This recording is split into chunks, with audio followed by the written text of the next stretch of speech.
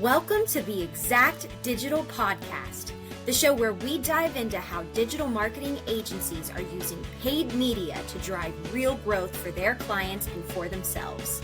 From planning to ROI and everything in between, we uncover the strategies, stories, and systems that set agencies apart.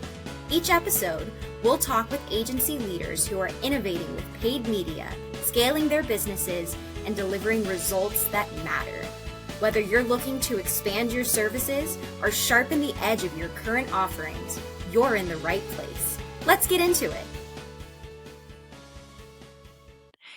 Welcome to the Exact Digital Podcast, where marketing leaders, agency founders, and growth-minded innovators share the strategies and mindset shifts defining the future of marketing. Today's guest is Gerrica Frankfurth. Gerrica is the Vice President of Healthcare Provider Influencer Marketing at Medfluencers, where she leads healthcare influencer strategy and partnerships to drive meaningful impact and visibility in health-focused campaigns. Welcome to the show, Gerrica. Can you share a little bit more about the work you do and what your team does over at Medfluencers? Yes, of course. Thanks so much for having me. It's been very exciting to see this area grow over the course of the last couple of years that I've been with Medfluencers. So happy to come on and share a little bit more about what we do. You said it great. So we're a healthcare marketing influencer agency, and we specialize in healthcare influencer campaigns. So every influencer doctor that you may be following out there is part of our network. And we get the opportunity to work so closely with them and different brands and connect them so that we can expand that messaging, both in the peer-to-peer space and then also in the consumer space, because we realize how important it is for patients to also be receiving educational pieces of information. And I think a lot of what means a lot to me and why I decided to join this team a couple years back was the importance and relevance around misinformation online. It's there. We're going to always be fighting it and combating it, but it's important, right? We want to make sure that we're giving opportunities for patients to talk to their doctors and feel empowered to do so, but we want to make sure we're giving them material to take to them that's also accurate. So it's going to be an uphill battle, but we're here to fight it together with all the great physicians we work with too. That's awesome. Well, I know Medfluencers describes itself as the first healthcare influencer agency built by healthcare providers for healthcare providers. So how does that physician-founded perspective change the way you approach influencer marketing compared to more traditional influencer agencies? It's a great question. It's one that I love to answer because we were very fortunate and lucky that we have 3 physician co-founders, right? They are influencers themselves. It's where they started. They started getting questions for brand deals. They started their pages in 2020 when there was the height of misinformation online. And they said, look, there's got to be a way to do this. There's got to be a way to not only communicate with pharma devices, pharma brands, and other companies who are looking to work with us, but there's also a compliance way that we have to bridge that gap. They are physicians first, right? All these guys are doing this out of the blessing of their heart to make continued education, but they have clinic and that takes a lot of time. So like my agency can come in and we bridge that gap. I can't always get a hold of someone who's working an overnight, but I know their schedule and I can talk on their behalf. But then the other relevant piece of that we have to remember is that they have a license on the line that they worked really hard for. A lot of money went into that. So when we're able to kind of step in and help guide them because they don't know the regulatory restrictions, they don't understand.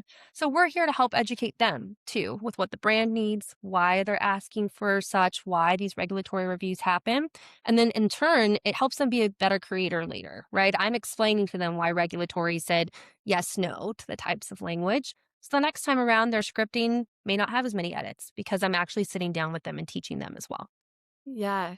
No, I know the unique compliance challenges. There's so many nuances just like in general for different industries, but I'm sure with healthcare it is so layered and nuanced that I'm selling a lipstick. Yeah, right. And being able to have a team in your back pocket to help balance that content and regulation together.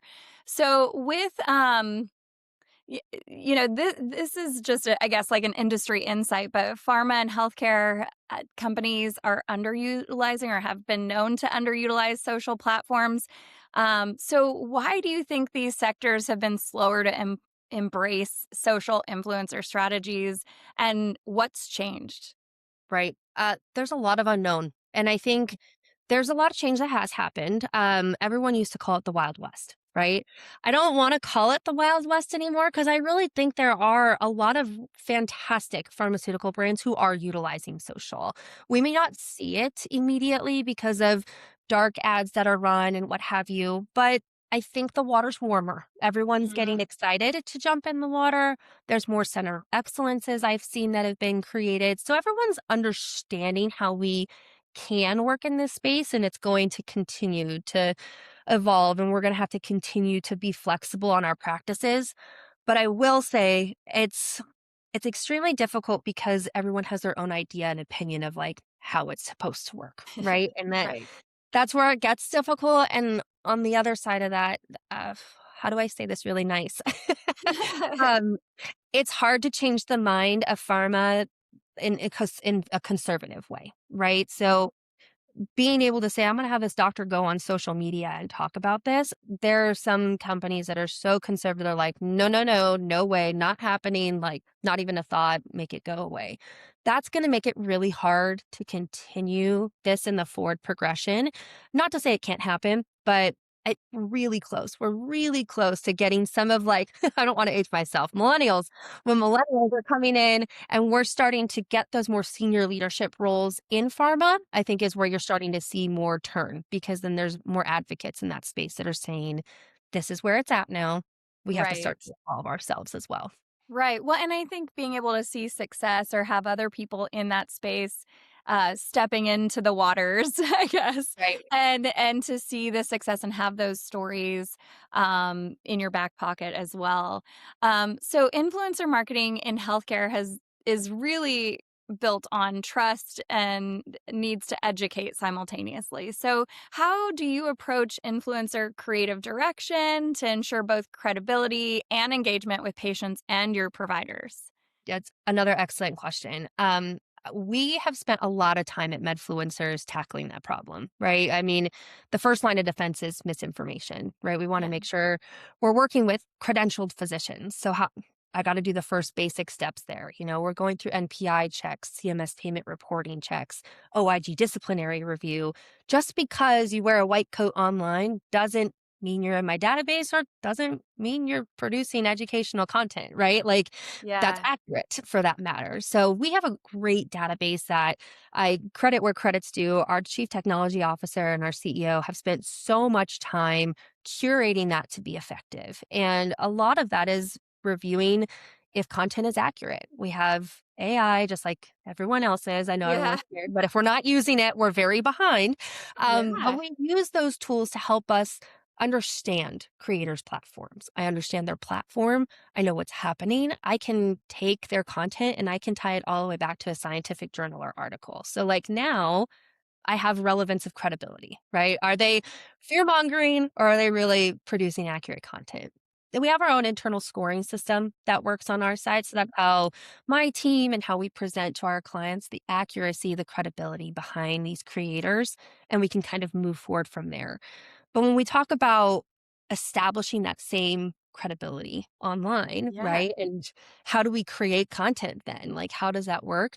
It's truly in the hands of the creator. I Mm. don't write scripts. That's not my job. I'm not the physician. I'm going to make sure it's accurate when I use all my tools. But when we're contracting with physicians, I always tell brands you can't put them in a box that they don't normally in. If you don't know their content and their style, then you're probably not going to partner well with each other. If you accept them for their content, their style, and how they're connecting with their audience, that's when content is going to do the absolute best, organic or paid in that sense. Yeah. This, if you lean into the creator and what they've built, it's going to land really well. And that's really where we encourage a lot of that conversation from a content creation portion.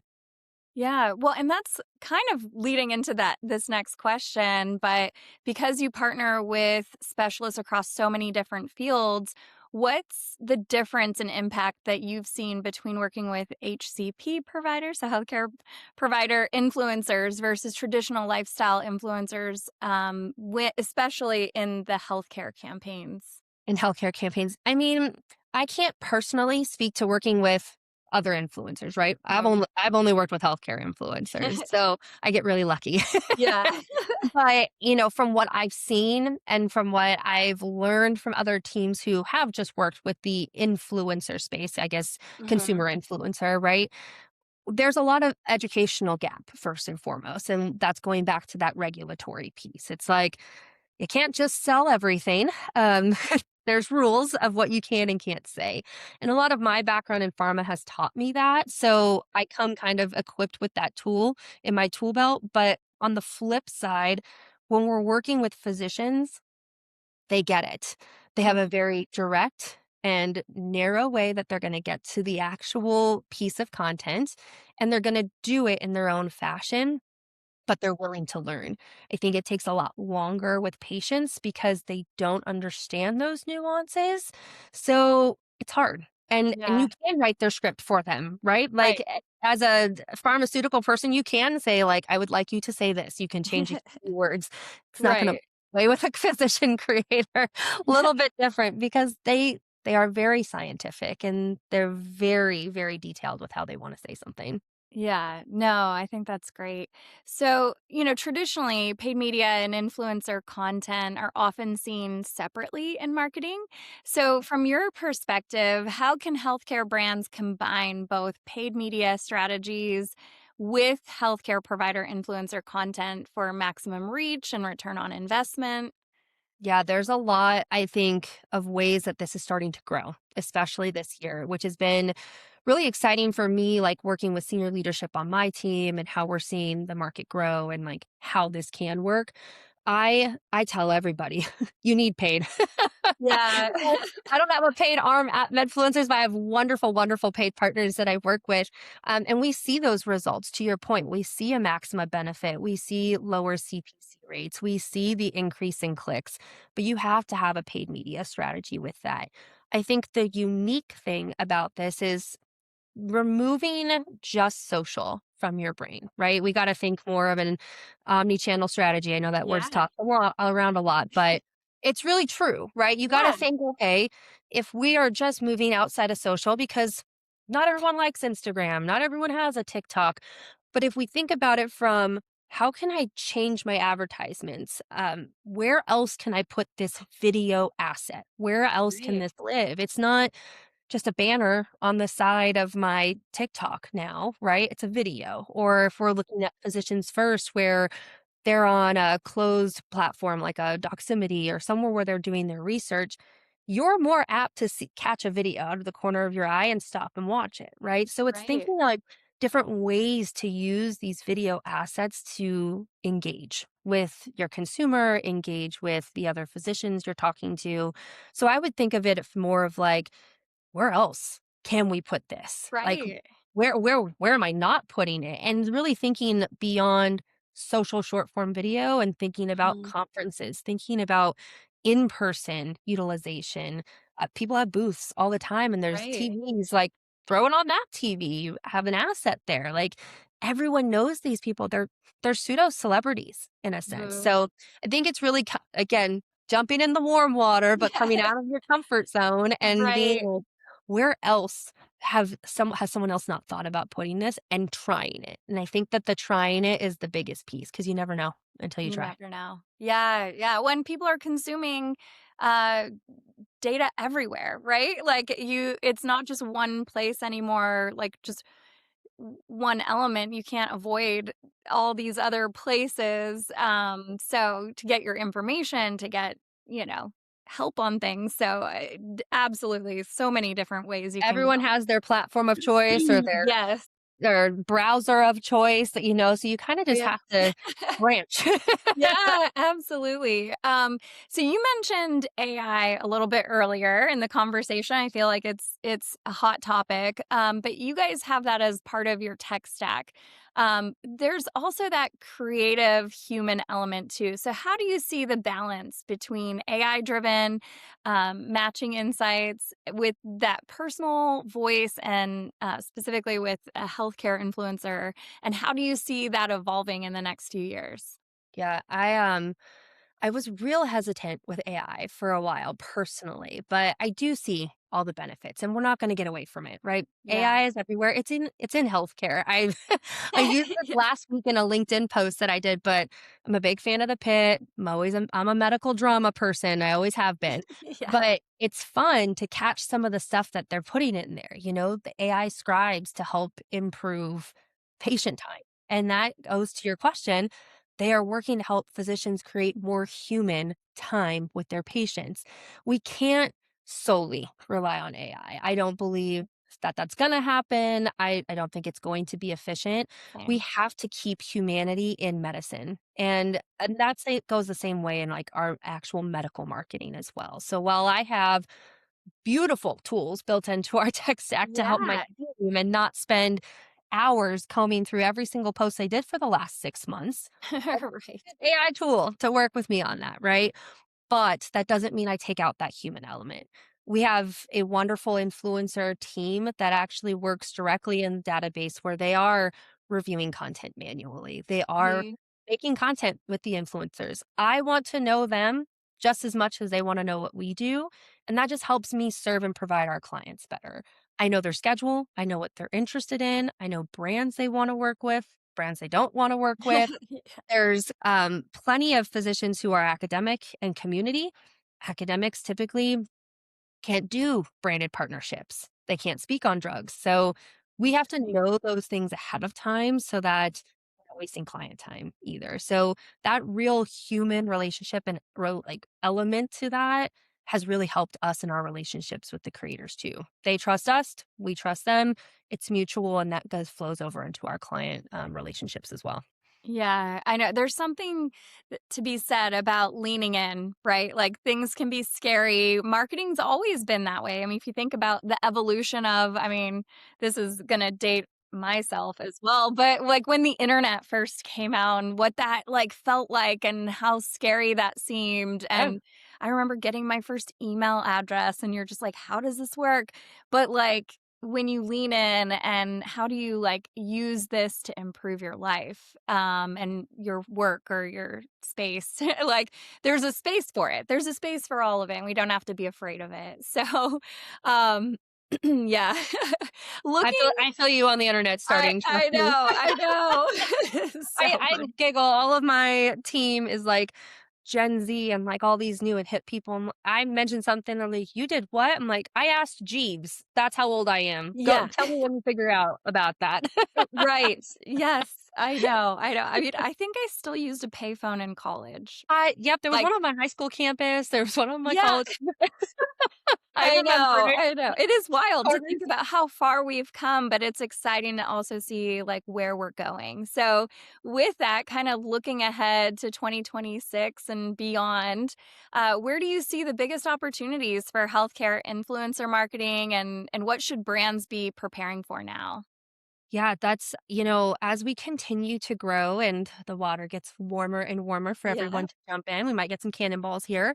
I think that where we need to start thinking more strategically is kind of where I set that up, where it's more than just social. If brands are working with healthcare creators, I encourage everyone to start thinking a bit as an extension of your brand and less as a transaction. Yeah. When we focus on everything being so transactional, we lose the credibility. We lose that tie to the patient audience that's in their subsets. We lose the tie to the physician audiences that we're trying to get within those subsets. And when we think about this as a long term investment to better patient care, to better educate other physicians in the space who don't have access to some of the tools that community and academic physicians lack from each other, once we start to put our mindset there, I think that'll really start to change the way that these marketing campaigns go live.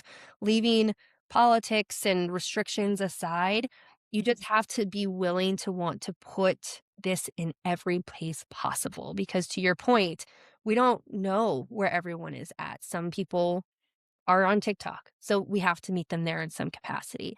Some people are in YouTube Shorts, some are in Instagram, some are still in the Facebook world, and those are all okay. But Yeah. when we have a strategy that's going to encompass all of them and not leave them behind, I think that's where it matters the most. And so we just have to be very conscious of physician time and that they are Yeah. physicians first, but then be very open to listening to where they feel like their content can be best be heard too, because they're the ones that are involved with their audience on a regular basis, more so than I am. So Right. Right. No, that's great. Well, is there anything perhaps we haven't covered that you'd like to share with the audience? No pressure, but I think you covered a lot of really great topics. It's exciting to be able to come on here and really just like showcase how Medfluencers has been working. I think maybe the only thing I would add is, find the people that you work well with. Even if you're a creator listening to this or a brand, and if you're just willing to listen to how other people are using it or seeing it and how we approach any of these marketing strategies, it's worth it. Like it might spark an idea. And if you don't use Medfluencers, that's okay. I don't mind. It's about just absorbing the information that's there and knowing that there are so many wonderful people who are taking time out of their day to educate each other and help build a better future on a social platform, because that's where all the information is, right? Where yeah. everyone's going. Right. So Right. we want to do it. We want to do it right together. We want to make Yeah. sure things are done correctly and efficiently for everybody. That's awesome. Well, thank you again for joining us today, Jerica. To find out more about Medfluencers, you can check them out over at medfluencers.com, or you can follow them on LinkedIn. And thank you to everyone for tuning in today. This episode is brought to you by Exact Digital, your partner in performance driven media across programmatic, CTV, paid social, search, and more. Let us know how we can help you, and have a great day. Thanks so much.